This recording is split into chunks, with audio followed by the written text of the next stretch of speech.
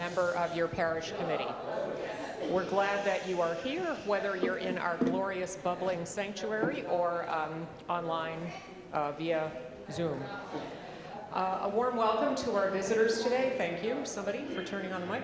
A warm welcome to our visitors today. We hope that you'll join us after the service outside in the courtyard for a welcoming lunch.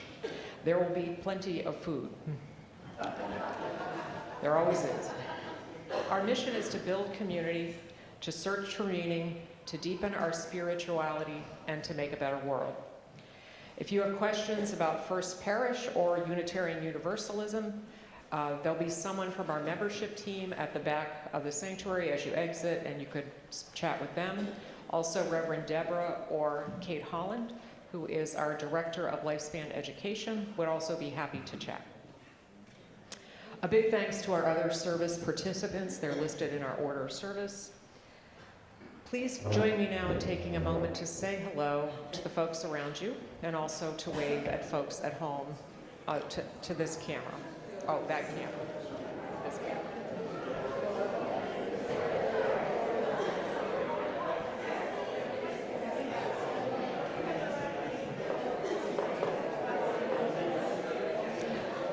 A heartfelt welcome to all, and Kate has a final announcement for us.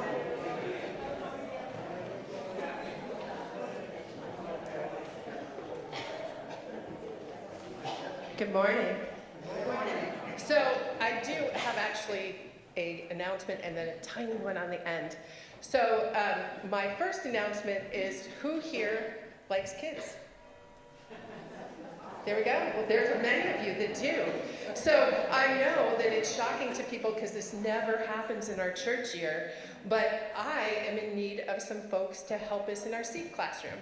So if you're a grandparent and you have some grandkids and you want to get some practice in there, we're always happy to have you.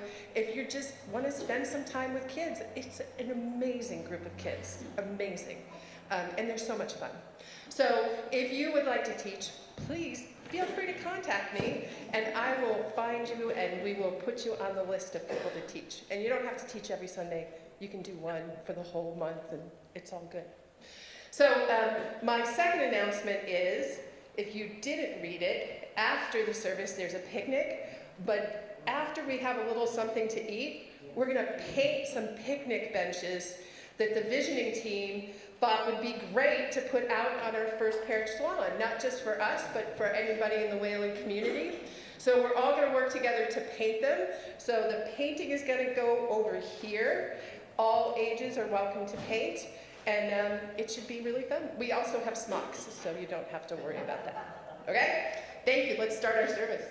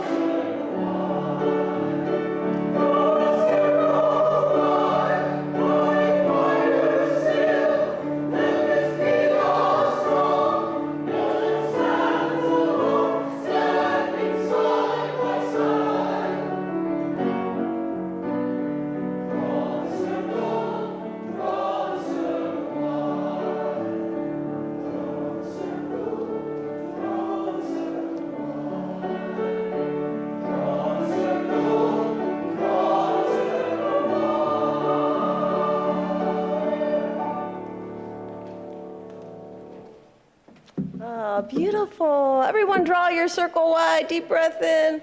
Take your hands out like you're just like drawing this huge circle, and then welcome everybody in. Isn't that nice? Good morning, everyone. I am Reverend Deborah Bennett, and it is a delight to be with you this morning. I woke up this morning and I was like, there is no place I would rather be. And that is so true. And I jumped out of bed, and here I am, and I am so happy. And I did not even have caffeine this morning. This is just natural. I'm so glad you too decided to come in, whether you jumped out of bed or kind of pulled yourself out, whether you're here in person or joining us online. It really is a sacred thing that you choose to do on a Sunday morning, to come and join this circle of community. So welcome. This year, our theme is this question: what does it mean to be Unitarian Universalist? And maybe you've been identified as a Unitarian Universalist for years or even decades, and maybe this is the first time you're hearing that very long term for this thing that you wandered into on Sunday morning. Whatever the case is, we're going to take the year and really explore some elements of this faith we call Unitarian Universalism. And this month, that theme is all about welcoming. What does it mean to be welcoming? How do we practice welcoming each other? And this morning is all about welcoming and all about connection. And I'm really looking forward to our time together. I'm going to begin with an opening piece by someone named Ian Rydell. It's called Come One, Come All. Come one, come all. Come with your missing pieces and your extra screws. Come with your hard edges and your soft spots, with your motorcycles and your Corvettes, with your scooters. No, it didn't say that. Come all you flamboyant and drab, verbose and quiet, fidgeting and lethargic. All you with large vision and tender hearts, all you with small courage and tender fears. Bring your lisps and your stutter and your song. Bring your gravel and your drawl and your lilt. Bring your anger and your joy and your righteous indignation. Did I miss the memo about the rally today?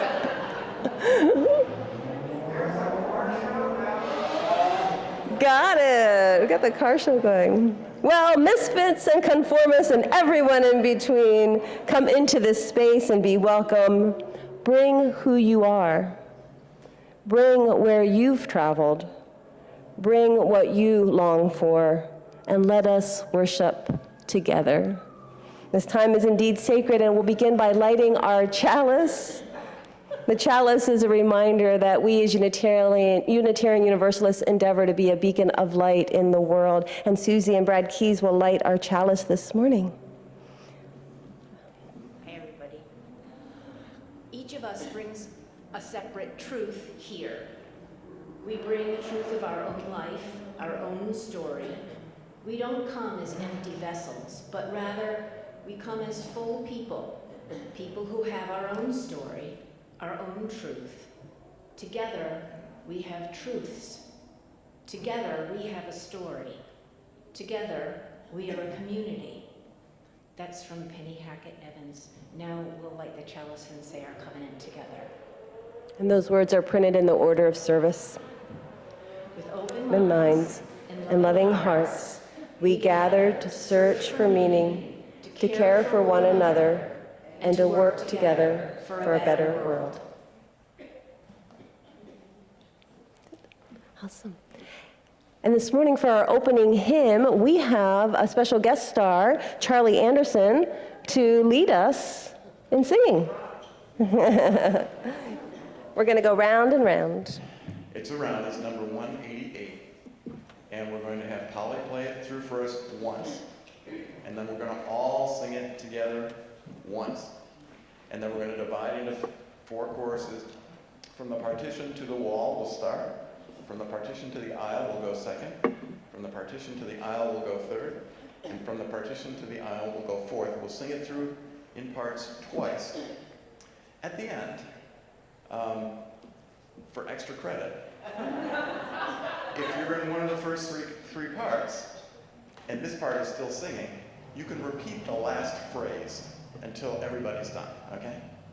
So Polly, take it away.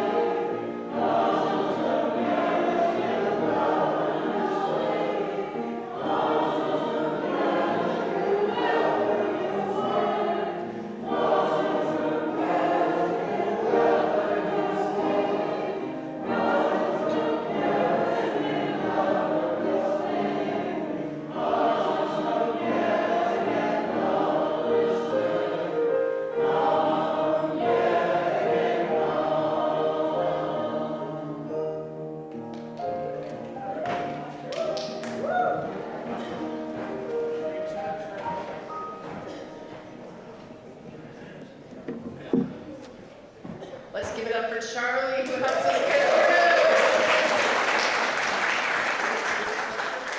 through. That's right, and all the sections that help to make it so lovely. Well done. I'm still Kate Holland, and I have a story to share with you this morning. And my story is about a little boy named Max. And Max was sitting at a table, and he was writing out invitations to his birthday. He was so excited because his mom said he could invite all the kids in his class. He had a very small class. Let's just remind that in case any of the children were going, I want to have a party with everybody in the class. So he was so excited, and his mom came up and looked over his shoulder and kind of saw all the names, and she said, isn't there a new boy in your classroom? And he said, yeah, there's just something about him. And she's like, well, maybe you need to get to know him. So make sure you give him an invitation too, because it would really hurt your feelings if you were the only one that didn't get an invitation. And he sighed and he said, okay. And he thought about it. He and his friend had been talking about this new boy, Sam. He was kind of weird. He had gray in his hair like his dad did. What was up with that? And he had hair coming out of his ears a little bit. It was kind of strange. So he could also tell what was at the lunch table way before anybody else. He could always smell it. So he was like, fine, I'll invite him. So he gets and he hands out all of the invitations to everyone, and everyone's really all excited, except for Sam, who's like, I'm gonna have to check and see what's going on with that night. And he's like, okay, yet another strange thing about Sam. So Sam comes back and he says, I can go. And so he's very excited the day of. Everybody's together. They're gonna sleep out in tents in the backyard. It's gonna be awesome. And they're eating their burgers and their hot dogs. And Sam wanted his really rare, his hamburger, which is kind of weird. Like, who eats their hamburgers that rare? So they were still kind of feeling Sam was kind of weird. But then everyone put on their pajamas. And as they were getting their pajamas on, there was this beam of moonlight that just opened up on the backyard. And so when Sam came out, everyone was like, wow, you have the coolest pajamas. They're all furry, and they've got big ears on them. They're really cool. And so they were like, hey, that's pretty cool. And Sam all of a sudden started taking off running towards the woods, and everyone's like, cool, let's go run through the woods together. And so everyone was running through the woods, And Sam started chasing a rabbit, and they were like, "Rabbit, let's go get that rabbit!" So everyone was having a great time. And then he reached a meadow, and there was the beautiful full moon shining down on him. This is the participatory part. Wow, my mouth just really got lost there. So, in the moonlight, Sam threw back his head, and he went, "Ow! Ow!" And all of his friends, who are you, did the same thing. Really do some gusto, guys. Awesome. So all the kids were having a great time. And they all got tired, and they went back to their tents, and they went back to sleep. And so in the morning, Max looks at Sam, and he's like, he has on Batman pajamas. He's like, "Dude, where's your cool furry pajamas?" He's like, oh, it was hot. And so as the kids were going home, Max was running over to Sam's mom and saying, "Can we have sleepovers more often?"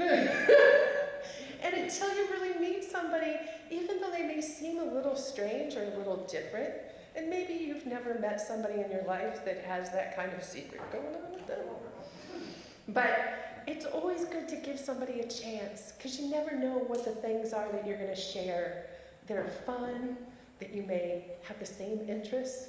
It's always good to get to know somebody so that you can find a new person that's going to be in your life and you're going to like a lot. So, very excited. It is our first Sunday of Seek classes. I'm going to invite our friends and Rita, who's teaching with me today, to go on downstairs to our class, and I'm going to invite Polly. Will you sing us out? And you guys sing us out as well. Thank you.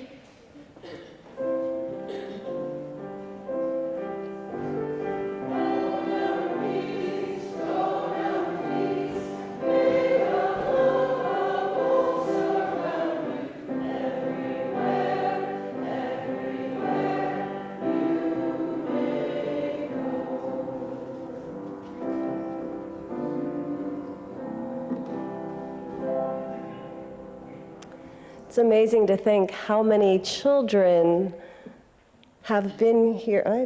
How many children have been here throughout the years in this building and gone to their religious education classes? Anybody here right now this morning actually was here as a child that went? Isn't that amazing?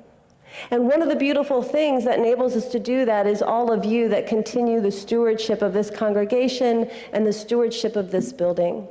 And I know many of you offer a donation monthly through your pledge, and thank you so much for that. For those of you that would also like to add an additional donation this morning in cash or by using online giving, we will now accept our offertory. So thank you so much.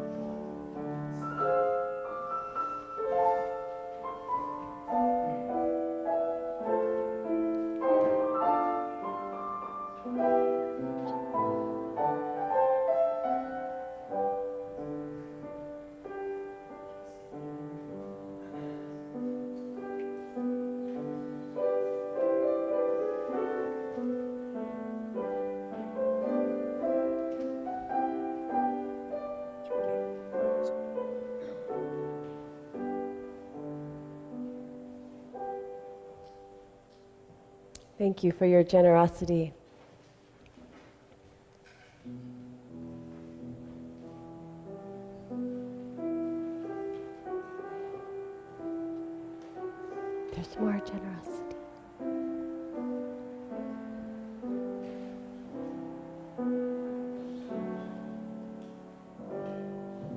you. Let's take some time now to kind of bring our energies in. That story was so fun, and you all did great at howling. But part of why we join together on Sunday mornings is not only to connect as a community, but also to connect with ourselves. So I'm going to invite us now into a time of centering, a time where we just take a moment to pause in our lives. Some of you may enjoy closing your eyes for this time, and if you do, I invite you to do that now, or perhaps you just like to gaze in front of you with the eyes lowered so that you can, as you take a breath in and take a breath out, you can just give yourself permission to have this moment of pause in your week. So much is asked of us in our lives, and often we don't even give ourselves that permission. Message on your phone. It's Just pause.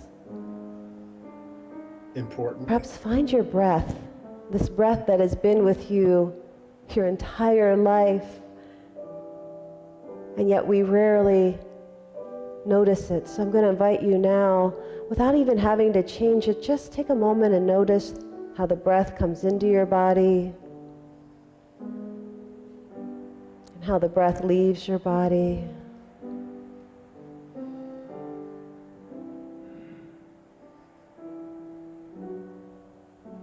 As we prepare ourselves and give ourselves space, it enables us more readily to give others space in our lives. I want to share this piece with you by Margaret Wolf. It's entitled In Sweet Company. Please feel free to stay in a quiet space as you listen to these words. We sit together and I tell you things. Silent, unbroken, naked things that only my God has heard me say. And you do not cluck your tongue at me, or roll your eyes, or split my heart into 1,000 pieces with words that have little to do with me. You do not turn away because you cannot bear to see your own unclaimed light shining in my eyes. You stay with me in the dark. You urge me into being. You make room in your heart for my voice. In sweet company, I am home at last. I'm going to invite us into a time of silence so that we can prepare to listen to the joys and sorrows of each other.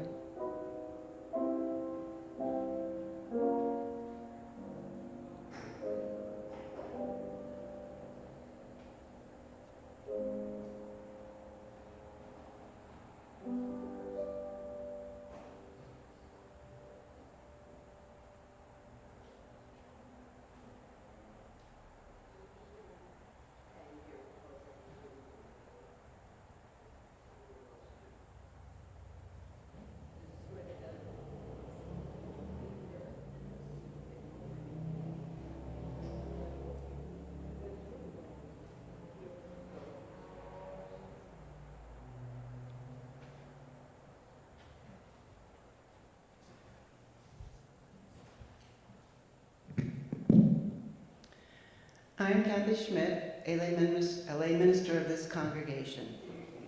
This is the time in our service that we set aside to share our personal joys and sorrows. In both our sharing and in our witness to each other, we affirm our covenant to care for one another. Today, Reverend Deborah will light our candles as we share our joys and sorrows. We begin by lighting a candle of sorrow for the incredible loss of life in Libya this past week and the pain and suffering of the survivors. Those joys and sorrows not spoken. May we hold in our hearts those who have spoken, those they have named, and those we hold in silence. Blessed be.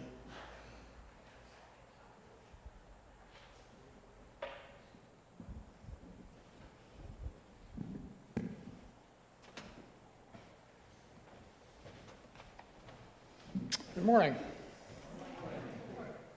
Today, I'd like to share with you something from Brené Brown, a best-selling author and a professor who studies empathy, vulnerability, shame, and courage. She's become known for her powerful and uplifting way with words. She says, the key to building a true belonging practice,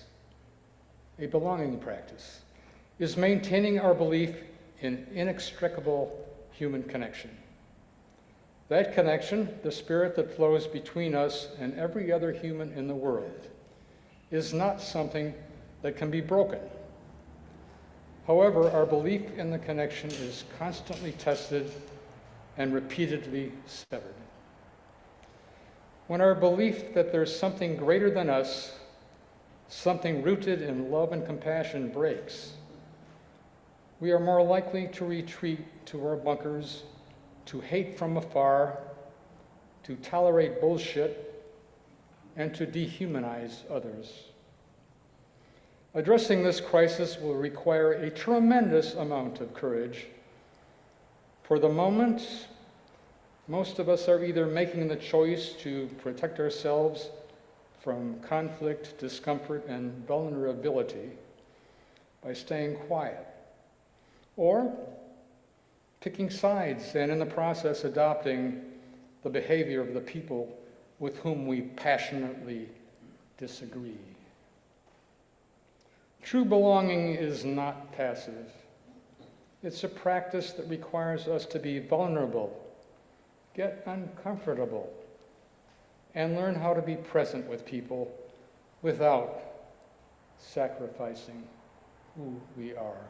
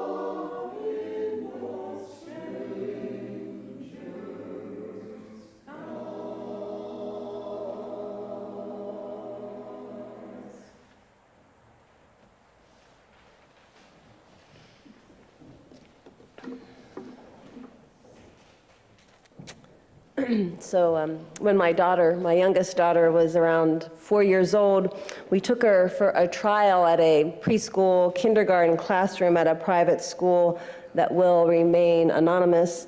I was invited to spend the morning with the children so I could see the activity that they were in and so my daughter would feel comfortable. And one of the wonderful things they did in this classroom each day was they included the children in making the snack that they would eat later. And on this day, that snack was going to be bread. So each child was given a piece of dough, and they could shape that dough however they pleased. Well, my little Michelle Angelo shaped her dough into a cute little bird and a bird's nest and some little eggs for the bird's nest. And she was really happy with her creation. And when the children were done, their dough, which was in all kinds of wonderful shapes, was placed on a tray and taken to the small kitchen area in the classroom. As the children began their next activity with an assistant, I noticed the teacher, Miss Becky, was standing beside the oven with the tray of dough in front of her. And there she was, one by one, picking up one of the beautiful, uniquely shaped pieces of dough and squishing it into a ball. Now would be the time to gasp. Miss Becky, I gasp. What are you doing? Oh, we do not want the children to feel different or compare themselves to each other, so I turn all the dough into balls. Did you tell the children you were going to do this? I asked, assuming I must have missed something. Oh, no. We just tell them that they go in the oven how they formed them, but they all come out the same shape. She said this cheerfully, seeming a bit impressed with her brilliant plan of deception. How many people know the term mama tiger? Oh, no, you won't. I said in no uncertain terms to lovely Miss Becky, appalled at the insult to my daughter's intelligence, A, and B, in horror of the apparent fear of uniqueness her actions implied, I said in a clear, but still very, very kindergarten-worthy voice, "You will not tell my daughter that her bird became a rock. You will tell her exactly what you did." Now, needless to say, that was our last day that we attended that particular preschool. Now, I trust that Miss Becky was really just wanting the children to experience a sense of belonging together. She didn't want them to other each other or cause any harm by judging each other. But Brene Brown and I believe she was mistaken in her methodology toward belonging. Brene Brown, who is that social scientist and researcher who spent her career exploring vulnerability and belonging, she would have told Miss Becky that fitting in and trying to hide one's differences is in fact the opposite of belonging. Brown says this, she says, fitting in is assessing and acclimating. It is saying, here is what I should say, how I should be. Here's what I shouldn't say or shouldn't do. Here's what I should avoid talking about. Here's what I should dress like or look like or shape my dough like. That's fitting in. Belonging, Brown would have declared to Miss Becky if she was there, doesn't require that you change who you are. It requires that you be who you are. Of course, Miss Becky is not alone in her mistaken pathway to belonging. I think all too often we ourselves are tempted by that perceived need or desire to fit in, by the perception that safety in sameness equals connection. I'm wondering, has anyone ever changed themselves, adjusted what they said, adjusted what they did, adjusted what they wore, adjusted how they identified themselves, just to fit in?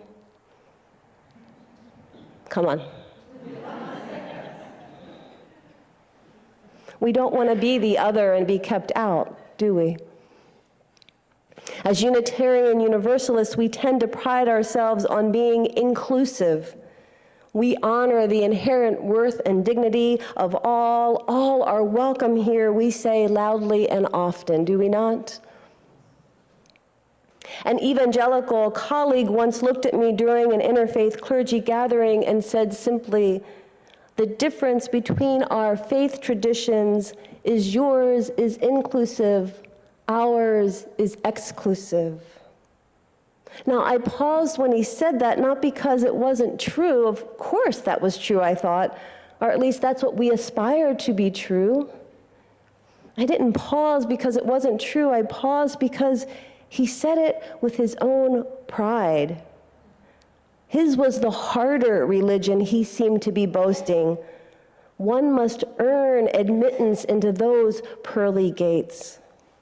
Our religion, on the other hand, well, we let any old kind of people in, is what he implied, as if that was the root of our problem, not our greatest asset. And what is it that is asked of your people, he continued to query me. Something has to be required of them, or can they just believe anything they want? Now, our conversation got cut off at that point before I could respond to him, but his question I carry with me often. What do we ask of each other in this faith tradition? I often think about how at a base level what it means to be Unitarian Universalist is to be welcoming, to recognize that inherent worth and dignity in every person. But then I also think about how we are not always perfect at that, are we? Are we? How maybe we are not asking each other to do enough to be fully welcoming. The truth is, I think we can be kind of exclusive at times ourselves. Not that we have a doctrine of belief to which we demand compliance, and not that we exclude anyone on purpose. But I think as humans, we are sometimes guilty of that thing that humans do, which is we seek safety and belonging in sameness. And I think that sometimes we can unintentionally squash each other into social conformity. I want to make sure Linda can hear. Are we finding a good place? Yeah? Okay. We often seek out people who we share similarities with, who we share identities with, who we can have agreements with, and we quickly invite them into our circle of belonging. Oh, you're just like us. Come on in. Right? This is such a good fit for you at this congregation. Come on in.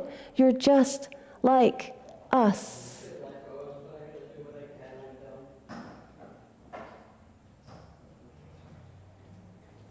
We do this for the perceived comfort it brings, and quite honestly, I think we do it because we're a little bit scared of each other.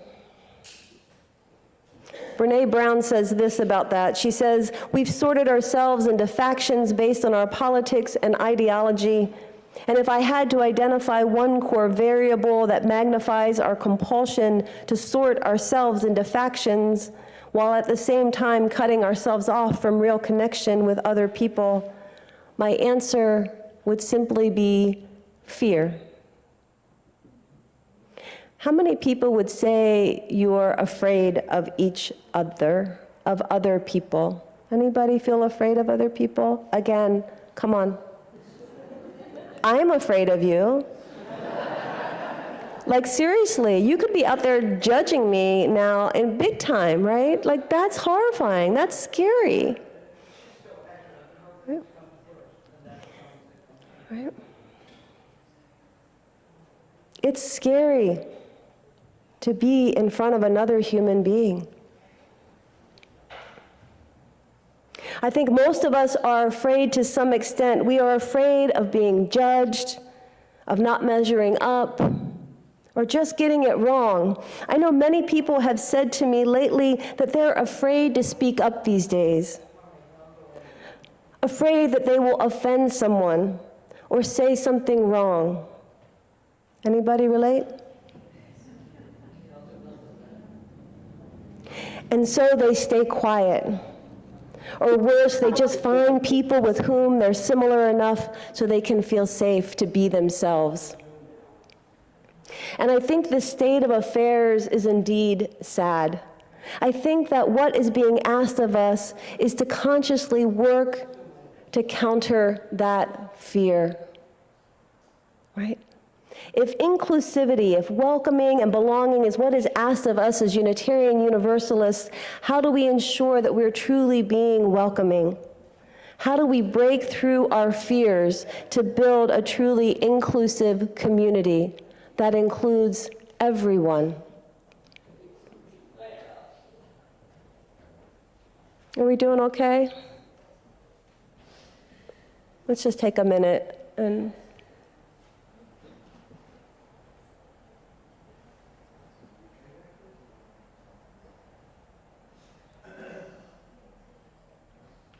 it can be frustrating when you can't hear, right? When you feel like you're missing out on life. How many people have felt themselves age over the last couple decades? How many people love it? It's hard. So compassion for each other in those moments, right? It's right here, right now, right live in our congregation is this moment. Right? This morning I do want to offer 3 practices that I am going to ask you to engage in, something that I'm going to ask of you as Unitarian Universalists. So here are the 3 practices. The first practice is one that we've already mentioned, and it's about bringing your full self. Our first practice of welcoming is welcoming our full selves. We each need to be willing to say, no, you won't. No, I won't. I will not allow myself to be squished up into a ball so that others do not feel uncomfortable by my presence. Right? This is who I am. This is what I want to wear. This is how I express myself. This is my identity. We have to be willing to do that. And I think this is very personal work. It's very personal soul work. And it requires us to summon up a very personal kind of courage within ourselves. And only we can do this first step. No one can do that for us. But it is the first practice that is asked of us, to bring our full selves. The second practice is this. I think we must end the cruel act of erasure and practice curiosity. We must ask ourselves, in what way does the culture of this community invite others to bring their full selves in? And in what ways does the culture here subtly discourage some element of some people's full expression and full identity? And I want to say here that no community is perfect. So if you're thinking First Parish got this one down, I'm going to invite you to just be open to maybe you don't, but also that neither does anybody else. Okay, it's a practice. It's a practice. And our willingness to see where we might fall short in that practice is part of the practice of welcoming. One way we measure your level of inclusion here is to notice if you celebrate or hide people's identities. Do people feel they can fully be themselves here? Back in the day, it was popular for white folk to declare themselves as non-racist by saying something like, I don't see color. And recently I heard people say things like, well, I don't see gender. Or everyone is the same in spirit, so we should just not see differences. That differences divide us. But I believe that not only is that statement unwelcoming, but it actually can be very dangerous. It is a scientific fact that our brains do notice differences. They just do. So why hide them? The issue is not the differences, it's the valuation we place on our differences. That's the problem. Would it have been possible for Miss Becky to say to the children, look at all the beautiful differences in your dough. It's so important that they are all not the same, right? When we assume that we are the same, that we share similar beliefs and thoughts and feelings and lived experiences, or that our differences don't matter, we begin the practice of erasure. And if you erase parts of me, how can you truly know me and include me? To be anti-racist is not erasing color. To be inclusive of trans and gender non-binary people is not about erasing gender. To be inclusive of someone who is disabled does not mean that we ignore their wheelchair and the needs that may arise because of it. The opposite of belonging is fitting in, says Brené Brown, and I say the opposite of welcoming is erasure. Instead of erasing our differences, welcoming asks us to invite others into the conversation where we can truly listen and find out who they are on their terms, by listening to their lived experiences, by asking how they self-identify. One of my favorite poets is David Whyte, and he wrote this line. He said, "A real conversation always contains an invitation. You are inviting another person to reveal herself or himself or their self to you, to tell you who they are or what they want." Welcoming is an invitation to belonging. When we are attentive and curious and open to others, we welcome who they are into the world that we coexist in.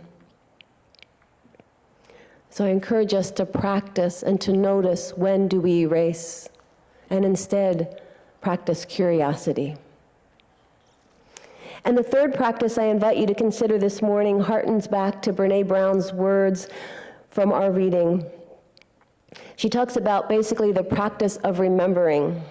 And she says this: the key to building a true belonging practice is maintaining our belief in the inextricable human connection. The connection, the spirit that flows between us and every human in the world is not something that can be broken. So let's take that in. That's the good news. Like, it can't be broken. You are connected to every single other person in the world. Yep, even them. And our connection, our belonging in that connection can't be broken. It's like the wave rises from the ocean, but the wave is never separate from the ocean. We have our own expression, but we are never separate from that which connects us. We may not all use the same words for God or define spirit in the same way, but throughout time, religious leaders and spiritual teachers and artists and naturalists and scientists and mathematicians, it seems that they all return again and again to some idea of interconnection. John Muir says, when one tugs at a single thing in nature, he finds it attached to the rest of the world. Neil deGrasse Tyson says, we are all connected to each other biologically, to the earth chemically, and to the rest of the universe atomically. And Martin Luther King Jr. best summarized it with one of his famous words. He says, it really boils down to this, that all of life is interrelated. We are all caught in an inescapable network of mutuality, tied into a single garment of destiny. Whatever affects one affects us all. To be fully welcoming, to bring the other into the web of belonging, we need to recognize that they were never outside the web of belonging. It's not about bringing them in. It's about recognizing they've been there all along. And so have you. And so are you. I want to end this morning with a sweet little story from the late Ram Dass. Everybody know Ram Dass? This is from his book, Polishing the Mirror. He says this, he says, I remember lecturing back in the early 70s. Most of my audience at the time was young, and they tended to wear white and smile a lot and wear flowers. I wore my mala, and I had a long beard. And in the front row, there was a woman of about 70 who had a hat on with a little fake cherries and strawberries and things like that on it. And she was wearing black Oxfords and had a print dress, and she had a black patent leather purse. And I looked at her and I couldn't figure out what she was doing in the audience. She looked so dissimilar to the rest. In the talk, I started to describe some of my experiences, some of them which were pretty far out. And I kept looking at her, and she was nodding in understanding. And I couldn't believe that she could understand what I was talking about. I mean, I was describing experiences that I had using psychedelics, experiences that involve other planes of consciousness. And I looked over at her, and there she was, nodding away. I began to think maybe she had a problem with her neck, and maybe it had nothing to do whatsoever with what I was saying. And I kept watching, and I kept getting more and more fascinated, and I got more and more outrageous in what I was saying, and she kept nodding. The end of the lecture, I was just kind of smiled at her. I smiled at her so intensely that she just had to come up to speak to me. So she came up, and she said, "Thank you so much.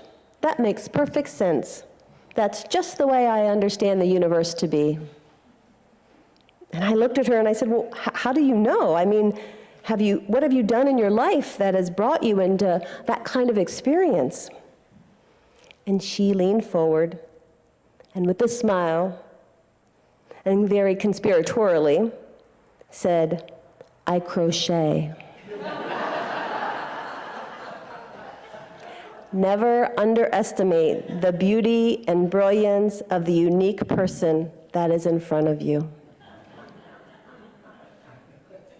To be welcoming, we must be courageous in our own willingness to be true to ourselves.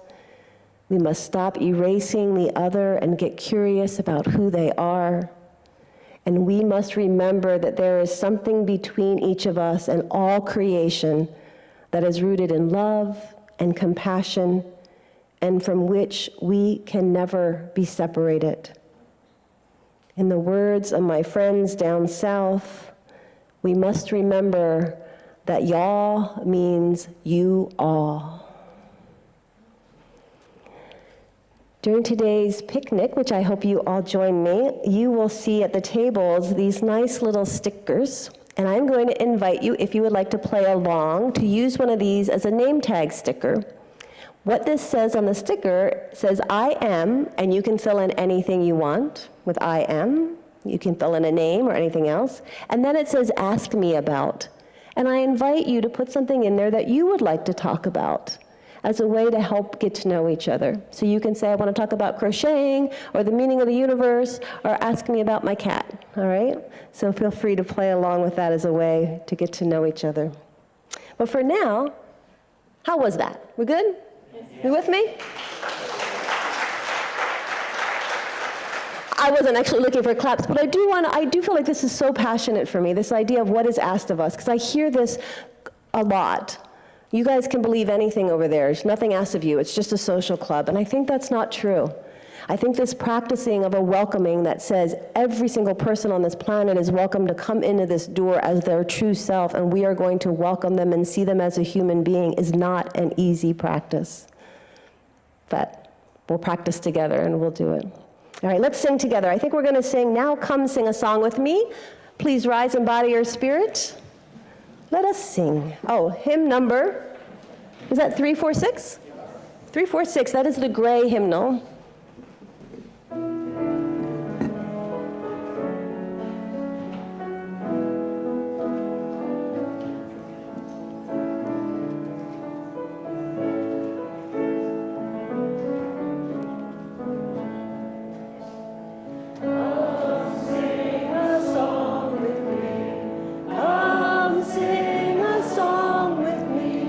Come sing a song with me.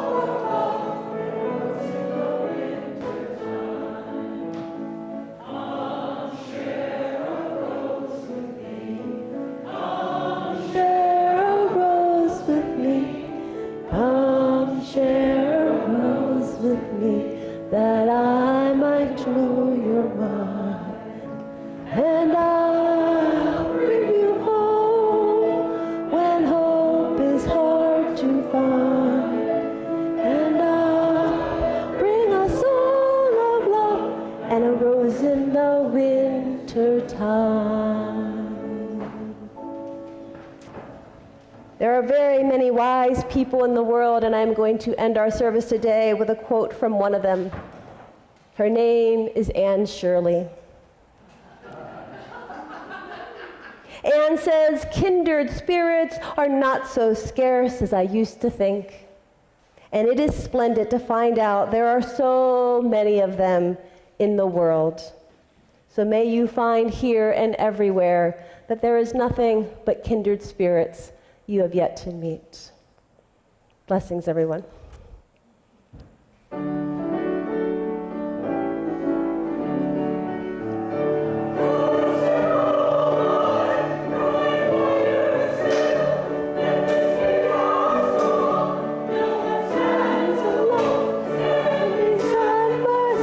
Clapping is allowed. Roll the circle out.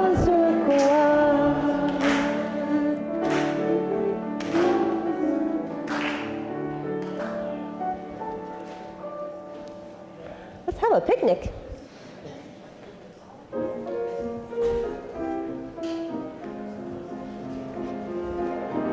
Woo. Hello. Thank you. Mimi.